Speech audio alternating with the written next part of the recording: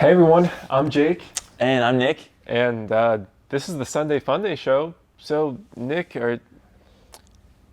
Jabberwocky is a nonsense poem written by Lewis Carroll found in his novel Through the Looking Glass.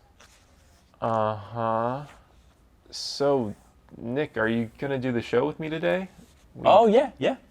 Just getting my daily reading in. Right now? Well, yeah, I've missed a few days, so I've got catching up to do. Okay, well, how many days? What's today? 3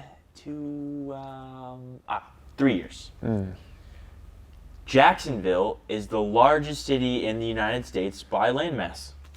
I did not know that. Man, this book is pretty incredible. I mean, you can learn just about anything you want as long as it starts with the letter J and it existed before 1974. Wow, Don't know why more people haven't read this. me either. And also, if you don't know what an encyclopedia is, you can look it up on the internet, along with literally anything else you want to know. So, are you gonna do the show with me? Do you have to read right now? Well, yeah. Well, okay, so I'm trying to make this reading thing a daily habit, and I've learned I'm more likely to make it a habit if I habit stack. If you what now? Habit stack. Do you want me to pretend like I know what that is, or? Okay, so habit stacking is where when you want to make a new habit, you stack it on top of an old habit. And I'm already in the habit of doing the Sunday Funday show with you every week, so decided to habit stack. Okay, well, can't you find another habit to stack it with? I mean, what's another habit that you do? I'm in a pretty good habit of, every morning when I wake up, I scream before I do anything else. Why in the world? Clears the lungs. Right.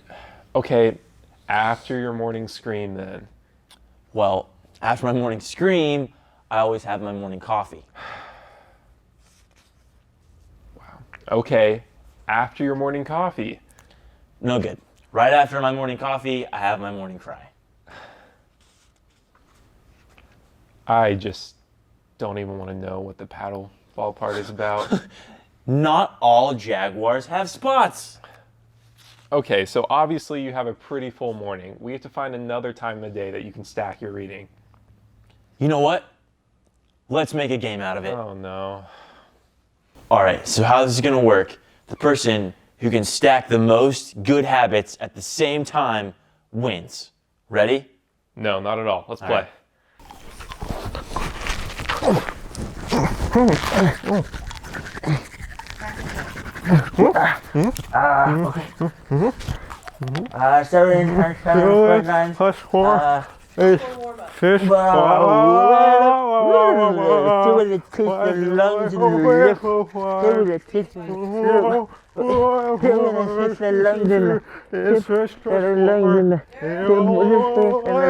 won! I won. Oh, wait. Well played.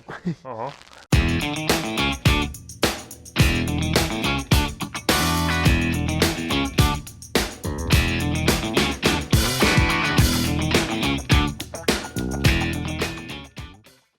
Hey guys! Developing good habits is actually a really important thing. Today's story is actually about a habit that's been going on for a few thousand years.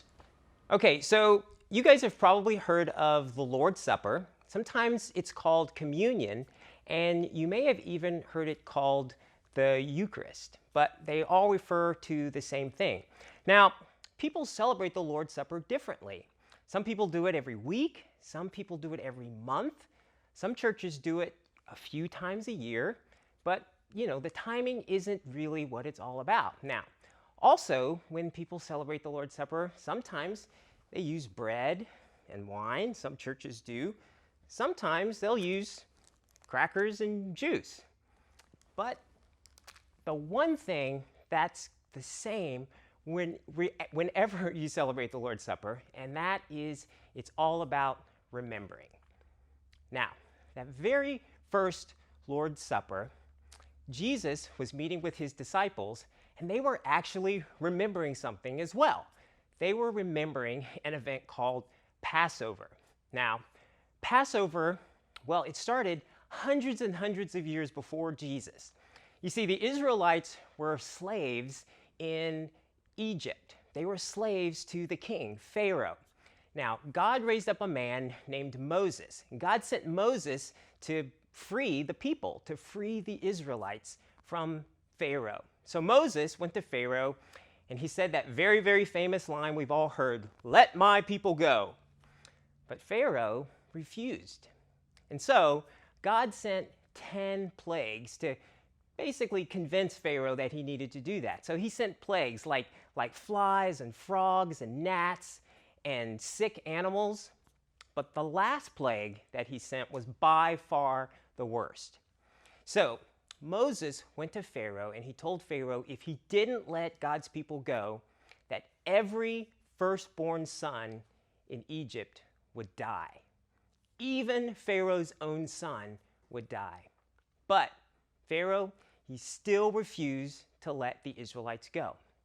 So God told the Israelites that in order to protect themselves, they needed to slaughter a lamb and put the blood of the lamb around the door frame. And that would be a sign for God not to harm anyone in that house, that he would pass over that house.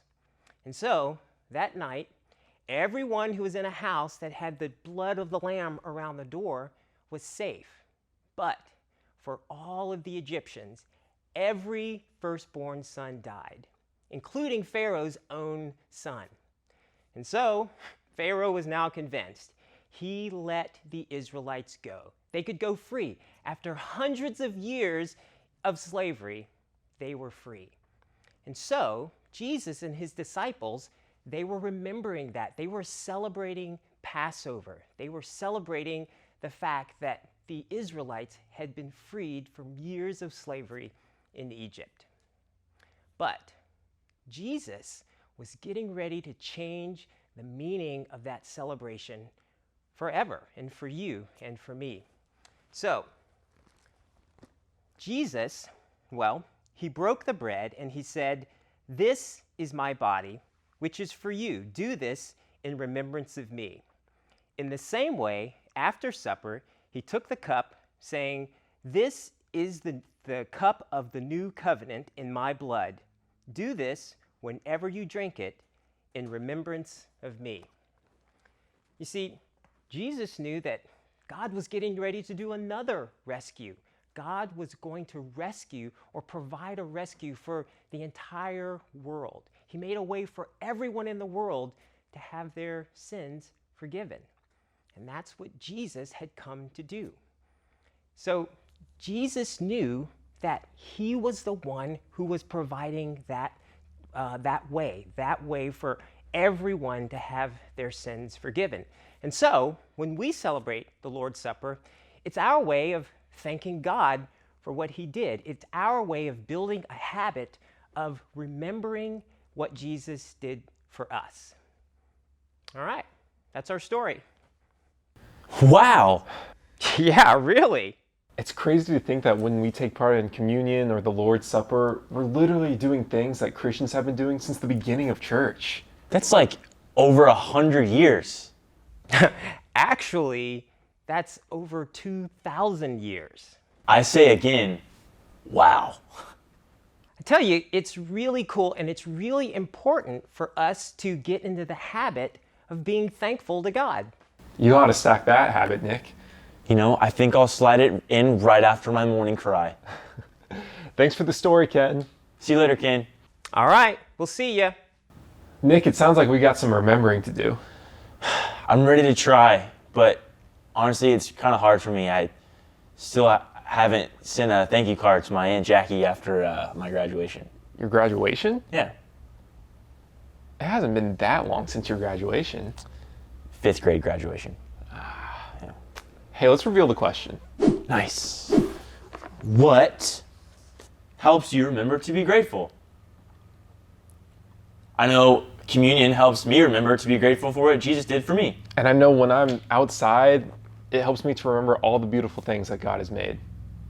So you guys talk about it. What helps you remember to be grateful? Not just to God, but to people too. And we'll see you guys next time on the Sunday Funday Show.